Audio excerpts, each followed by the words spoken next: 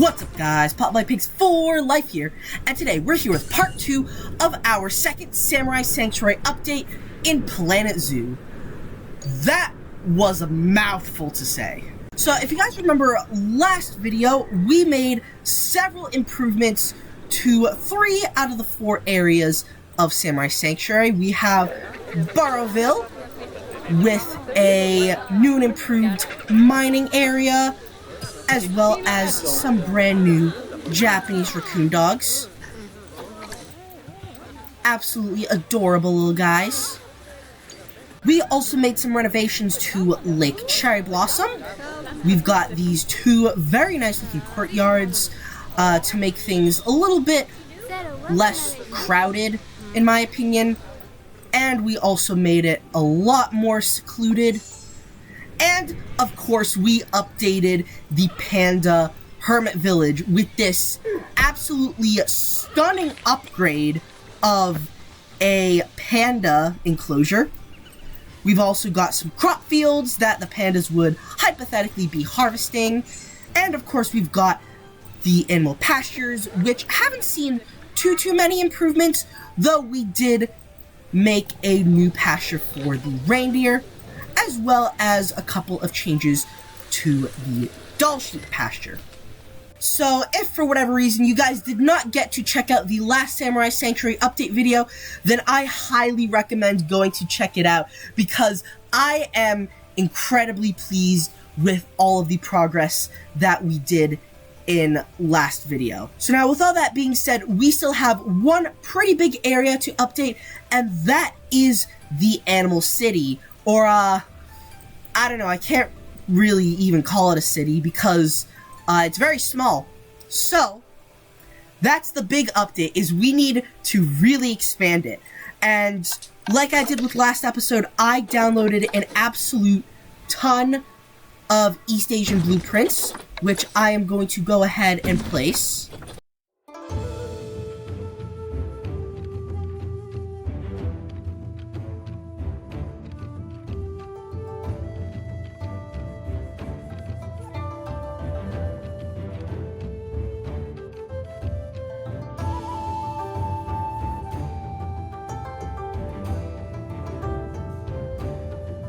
Alrighty, so it appears that is all of them, and yeah, there is an absolute ton of them. And then, not to mention, we have all of the prefabs that we will also be implementing into the city. So now, the Japanese macaques and the red crown cranes are not going to be the only residents of the animal city. We are also going to have the Saigas, since, you know, they don't really have interspecies bonus with the Bactrian camel and Chevalsky's horse. I decided that they would make good residents in the Animal City. We also have the Pere David's deer, one of the newest species in the game. We have the Eurasian Lynx, and we have the Alpine Ibex. So these guys will all go over here. And so one thing that I also might do is I might also put the Arctic wolves in the city and sort of have them be a part of the Tiger Palace. Like, what I think I'm gonna do is, first of all, I'm going to flip around the staircase up to the Tiger Palace. It's gonna be on this side, and then I think down here we're going to have a little bit of a garden for the Siberian Tigers, and then right below it is going to be an enclosure for the Arctic wolves. So then, of course, what we're also going to do is we're going to expand the animal city to the other side of this little mountain. It's going to go all the way over here, and this is also where some of the new additions are going to go. Okay, so I think what we should do first is let's temporarily move the guest entrance. Yeah, so that way we can then go ahead and remove this whole area. So yeah, we definitely have our work cut out for us. So without any further talking, let's get right into today's time-lapse. Alright guys, so our first order of business in today's time-lapse is to demolish absolutely everything. All the buildings, all the plants, all the path, and especially all the terrain. There were definitely a lot of areas in the previous Animal City that were pretty good, such as the hot springs, but there were also definitely plenty of eyesores, such as those very sad excuses for mountains. So then from there was quite a little bit of jumping around from place to place. So to start right here, you can see that I am adjusting the Tiger Palace. Basically, like I had mentioned in the intro, the entrance up to the Tiger Palace is going to be flipped to the other side, and where the original entrance used to be is going to be a little bit more of a courtyard, so that way we can make the Siberian Tiger enclosure look a little bit more up to standard. So for the royal gardens, as I like to call them, basically I went for more of a terrace style. So you'll often see these terraces a lot in more mountainous regions of Asia, such as Nepal and northern India, especially where they are growing rice. So basically you can see that we have 4 different terraces. The 2 top ones are going to be for the Siberian Tigers, and then the 2 bottom ones that are going to be next to the Animal City is going to be for the Arctic wolves. I feel like it's a much better placement of the Arctic wolf enclosure, especially since they're supposed to be like the military, quote-unquote, that is protecting the Animal City. So because of that, it would make sense that they aren't just on the outskirts of the city, but that they are within the city itself, so that way they can protect the city. Besides, putting them within the city grounds makes them feel like they're an actual part of the city, and therefore it gives it a lot more of a bustling vibe, because there is more than just 2 residents like we had in the original city. So now we are moving on to the path, and for the main city streets, I want to have the path be nice and wide. I decided to stick with the golden path because not only does it fit the East Asian vibe, but it also makes the city look a lot more like a place of immense wealth, because that's the idea that we're going for, is that it's a very wealthy place and it's very successful, which is why we will have a bunch more residents. So then from there, pretty much all we are doing is we are adding a bunch of little side avenues and streets, and then we are also adding in a ton of those blueprints. So one thing that you can also see as I'm placing down buildings is that I'm purposefully leaving certain spaces empty, so that way we can add in all of the nature requirements, we can add in a ton of foliage, we can add in some of those hot springs for the red-crowned cranes. And besides, even though this is meant to be a city, at its heart it is still an animal enclosure, so because of that we still want to have that natural aspect.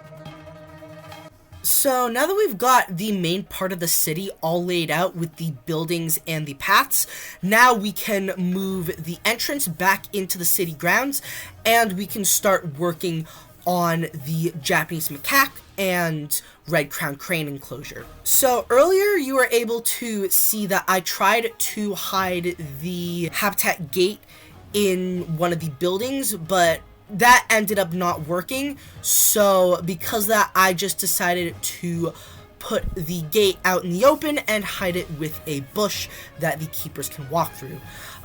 For the null barriers, I decided to use the elephant grass trick so that way they cannot get across. However, I did also have to turn climbing off of many of the buildings so that way they wouldn't climb up onto the buildings and then hop over the fence. So now you can see that we are working on the hot spring for the red crown cranes, though the Japanese macaques probably will use it, because you've all seen those videos of the Japanese macaques just bathing in the hot springs during the dead of winter. So now over here, I decided to make a little bit of a public park / garden, where we've got one of the East Asian pagodas, we've got some rocks, and later on I decided to add a bunch of trees and other foliage, which you can see that I'm doing now.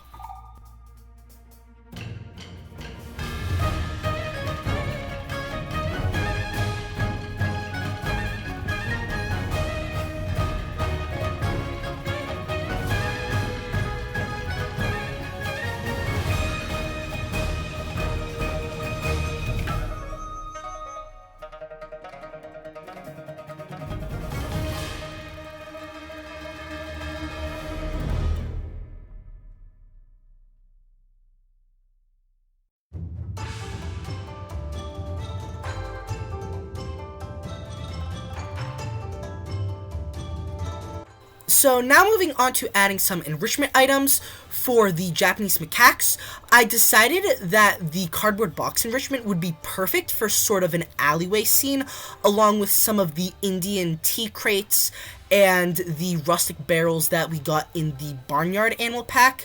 On top of that, I wanted to make sure that some of the enrichment was out in the open, so that way they would be encouraged to be out in the open where the guests can see them. And after the red crown cranes were added, I also went and added some enrichment for them, though not before adding some climbing frames for the Japanese macaques. So now here you can see that we are adding the enrichment for the red crown cranes, and also I decided to eventually go back and add a little bit more foliage, especially where there were little pockets of green in between the buildings. And also I decided to add in an absolute ton of water plants into the hot spring that we have right in the middle of the city. So all we have to do now is just add a couple more finishing touches to the city, such as a couple little plazas, as well as some bedding for the giant shelter we have within the city. And now we are on to working on the new and improved Siberian Tiger Palace. So what I decided to do for the Siberian Tiger habitat is use that giant East Asian gateway to hide both the habitat gate, but also an entrance for some viewing domes. And on top of that, I feel like the glass panel right in between the two towers makes for a very nice looking viewing gallery, and all in all, it already looks so much better than it did beforehand. So now you can see that I'm taking a little bit of a pause on the Siberian tiger habitat to work on the second part of the city, which is something that we did not have in the original city. And I want to make this part of the city look a little bit less busy and packed than the original part of the city. And it's this part over here that is going to have the Saigas, the Eurasian Lynx, the Alpine Ibex, and the Pere David's deer, with the Saiga going to be inhabiting the main part of the city that guests will be walking throughout. I know it's not the most realistic because, first of all, I learned that Saigas are nearly impossible to keep in captivity, but also the fact that there's going to be people walking alongside the Saigas means that it is very possible for the guests to give diseases to the Saigas, which they are very susceptible to. So, is this the most realistic? Absolutely not. Does it matter? Absolutely not. So, it's at this point of the build where we need to start reusing some of the buildings from the other main area of the city. However, with that being said, it all still looks very unique, and there's still a lot of diversity when it comes to each and every one of the buildings in the Animal City. So now, as we're adding all of these buildings, I feel like now is a good time to recognize some of our newest subscribers. For those of you who have subscribed over the past month, thank you guys so much for supporting the channel, and welcome! I hope you guys are enjoying the content on the channel. If you guys haven't subscribed yet and are enjoying this video, then I would highly recommend subscribing to see some more videos just like this one. Not only does that help support the channel, but it'll also help the YouTube algorithm by recommending more videos that you might find interesting. And as always, just by taking the time out of your day to sit down and watch this video is already showing an absolute ton of support. So as always, thank you all so much for watching today's video.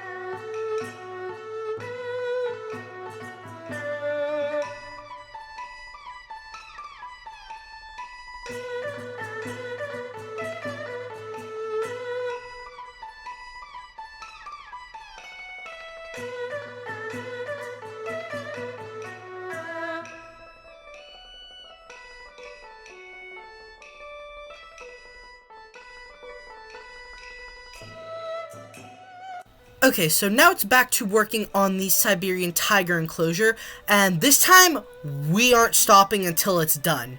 So, as you can see on the sides of the staircase going up to the palace entrance, I am just lining it with rocks so that way it looks a little bit better. And then, like I mentioned, we are hiding the habitat gate as well as a viewing dome entrance into the two towers that we have at the entrance of the palace.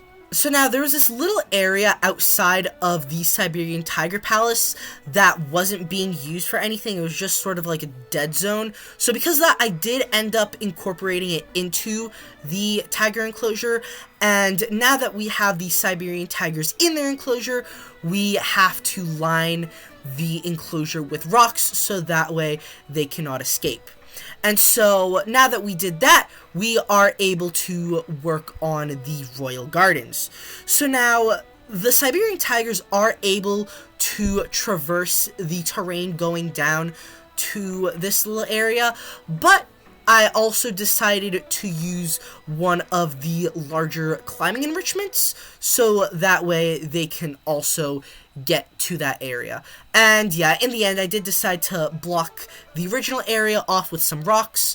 I also went ahead and added in a ton of gardens and planters, as well as a ton of other rock features. And all in all, I think that this enclosure is a huge upgrade to what we had originally. So now once we add in the enrichment throughout the habitat, as well as a little bit later on the viewing domes, then we can finally say that the new and improved Siberian Tiger Palace is complete.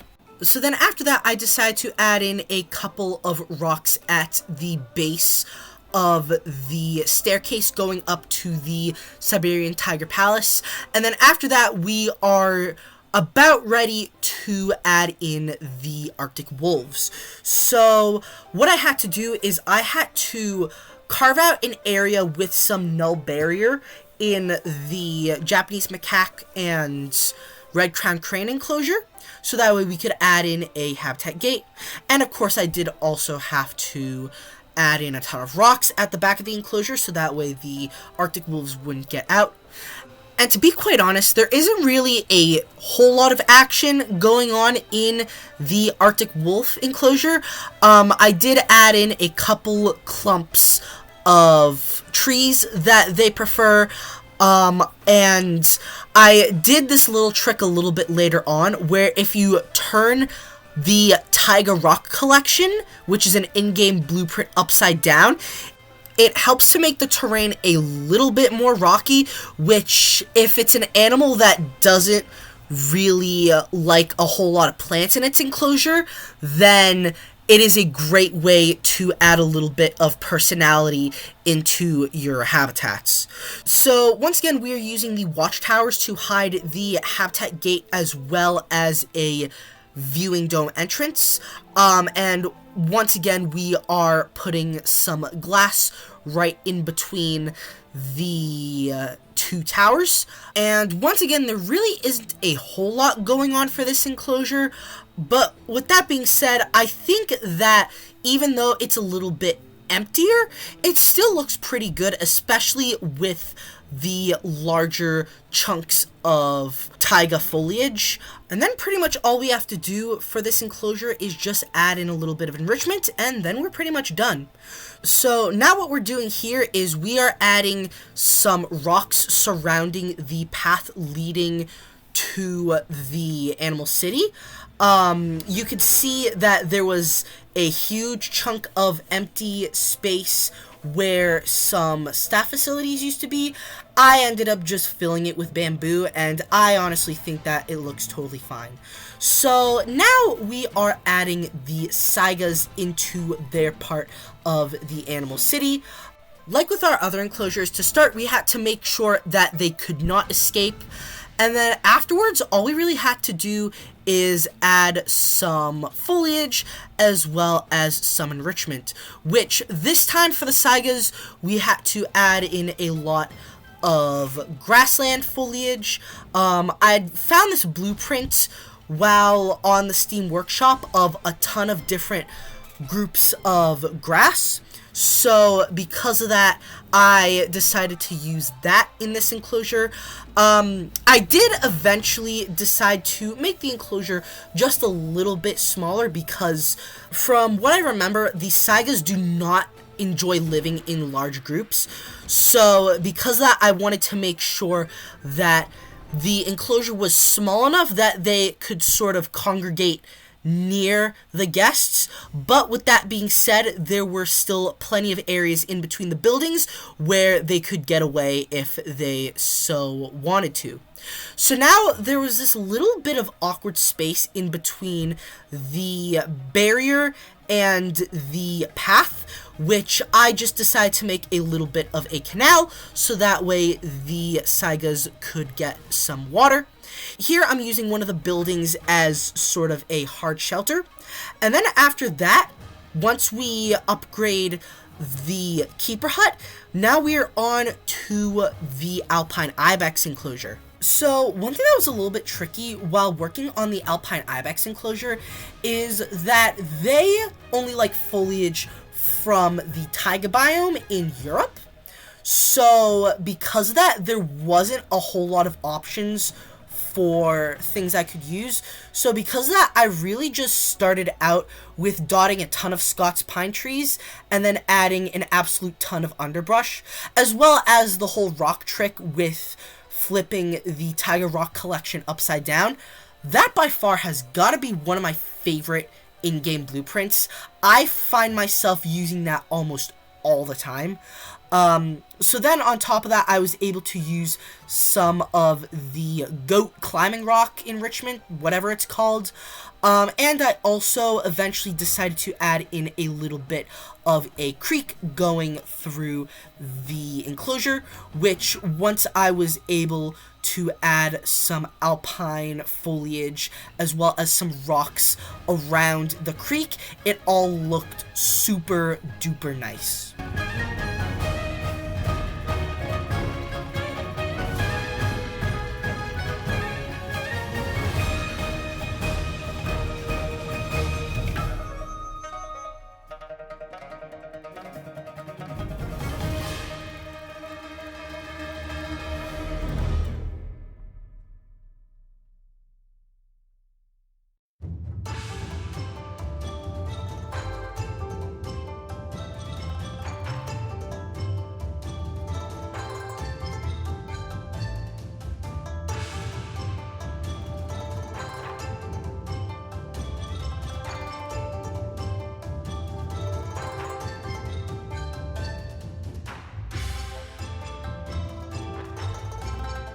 So now, the next resident of our animal city that we will be adding is the Eurasian Lynx. So I think it goes without saying that we need to start by making sure they can't just walk out of their enclosure. So because of that, we add in a ton of rocks. This one was a little bit trickier because they kept being able to climb out of their enclosure. Eventually, I figured out that it was because the rocks weren't high enough that the lynx were able to climb out very easily. So eventually I was able to get some of the rocks that I lined the staircase for the Siberian Tigers, and I was able to just raise it up slightly. I moved it a little bit farther back into the mountain, and luckily everything was totally fine. They were completely unable to get out of their enclosure. So now for the foliage, I found that I had a little bit of the opposite problem that I had with the Alpine Ibex, because the Eurasian Lynx are a lot more flexible when it comes to the biomes that you can get the foliage from, because they are found all over Europe and Asia. So because of that, I did have to restrict myself quite a bit, because there was a ton of foliage that they could use that just wouldn't have fit the aesthetic. So eventually what I decided to do is I used a combination of the East Asian rock collections as well as the foliage that we placed down for the Alpine Ibex, and eventually things are looking pretty good. Once again, I decided to add in a viewing dome entrance that was hidden by one of the gate towers. I feel like the tower adds a little bit more height to the city. On top of that, I decided to add in a little bit of a creek, and then once we add in all of the enrichment items, then we can work on our final habitat of the animal city, which is for the Pere David's deer. So one thing that's interesting about the Pere David's deer is that they require some wetland. So because that, what I was able to do is I was able to take the canal that I had for the Saiga antelope, and I was able to extend that into a little bit of a river system for the Pere David's deer. Again, had a little bit of trouble with what foliage I wanted to add, but same thing, I just stuck to the East Asian rock collections. I used some of the twigs and pebbles within the lakes themselves, and eventually I was able to get a ton of use out of the East Asian rock collections that we've been using time and time again throughout Samurai Sanctuary, as well as a ton of the other strategies, from the upside down tiger rock collection to the Scots pine scratching posts to the Japanese maple trees that we use in the Japanese macaque and red crown crane enclosure, as well as completely decking out the wetlands with some cattails, some lily pads, as well as some weeping willows. So then once we add in all of the enrichment items, as well as a tiny bit of terrain paint, there was really only one last thing that I decided to do in Samurai Sanctuary, and that has to do with the Panda Hermit Village. What I decided to do is I decided to expand the pasture for the wisents, fallow deer, red deer, wild boar, and mute swans. I felt like it was way too small, especially for all the animals that it had. So because of that, I just decided to completely expand the enclosure, added in a ton of trees and hard shelters, as well as some more enrichment to encourage the animals to visit that new area. I also decided to extend the river, so that way it kept the illusion that it kept going all the way throughout the valley. And yeah, with that being said, that pretty much wraps up today's time-lapse.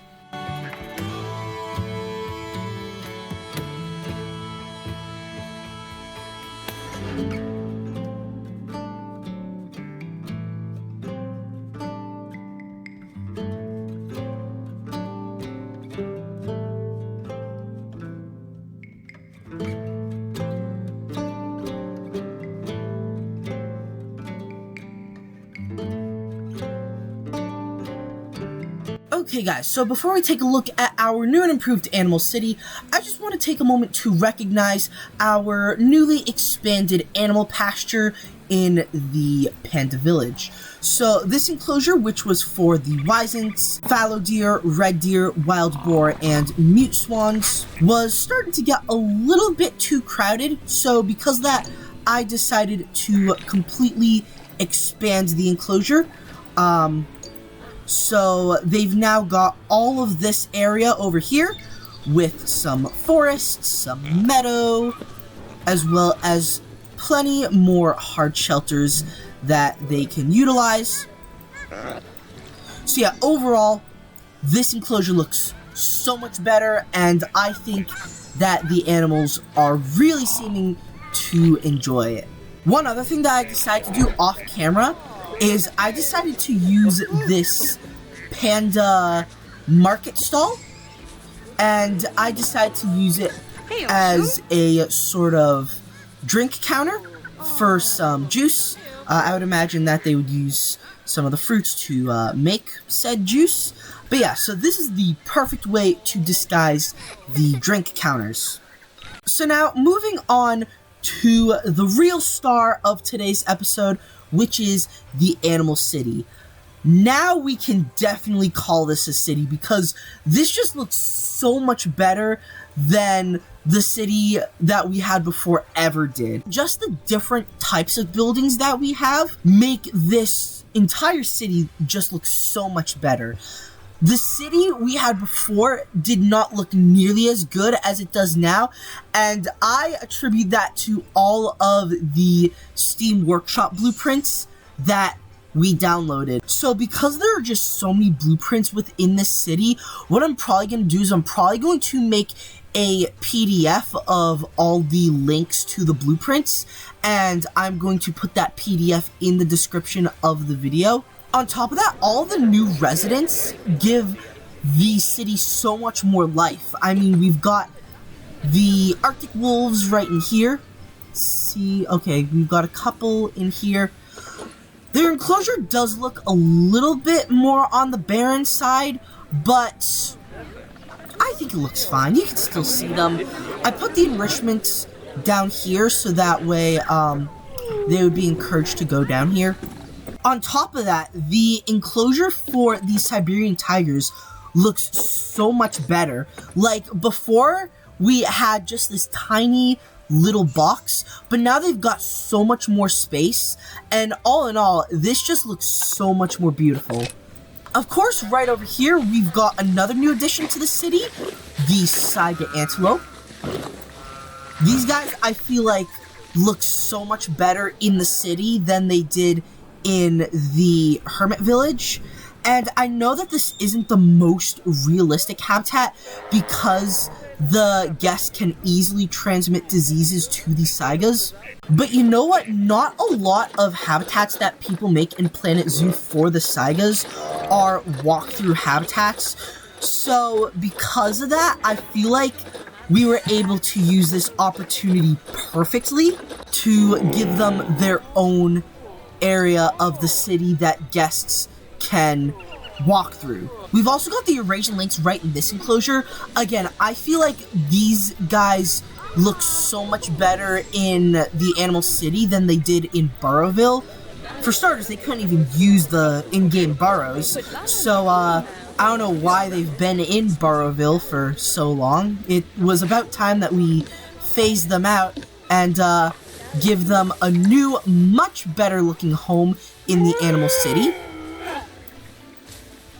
And not to mention the Alpine Ibex, which I have to say, this has got to be the best Alpine Ibex enclosure that I have ever built. Like, all the trees, the trees aren't too dense, they're a little bit more sparse, but you've also got all of this, ground cover, and yeah, this all just looks so fantastic, and these guys definitely feel more at home in the animal city. I know I keep saying that, and I do apologize that I may sound like a broken record, but it is true that these guys look better in the animal city than they did in the hermit village. Honestly, I think it was more so the fact that there were so many different animals we had in the hermit village. Like, we originally had the ibex and the saigas, and on top of that, the cassowaries, the peafowl, the babirussas, which we completely phased out of the zoo. It made the hermit village look more like a city, and it made the city look more like a small town. But now, with so many more animals that we have in the animal city, it just feels a lot more like a city. So now on to our newest addition to the zoo, the Pere David's deer.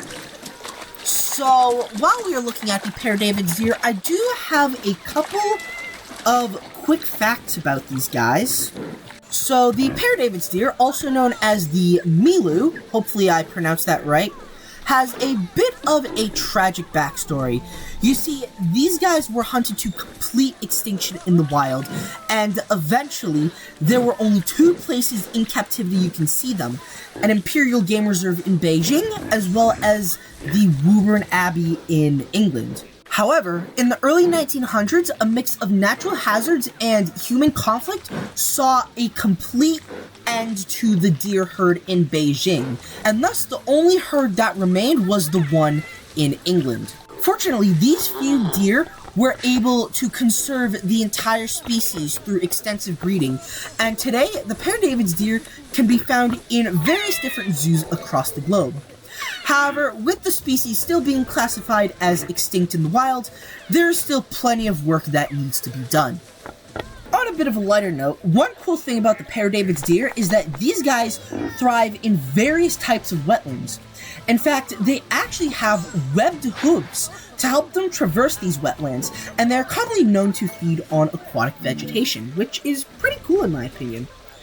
So yeah, that's all I have written down for the Pere David's deer.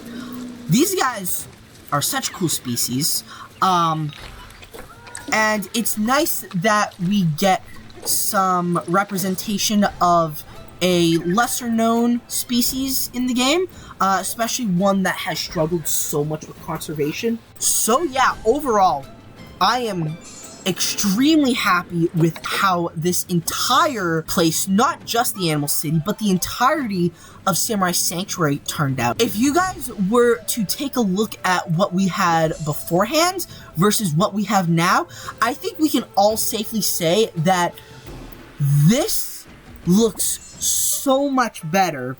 There has been so much improvements to the entirety of Samurai Sanctuary, and I am just so happy with how the end product looks.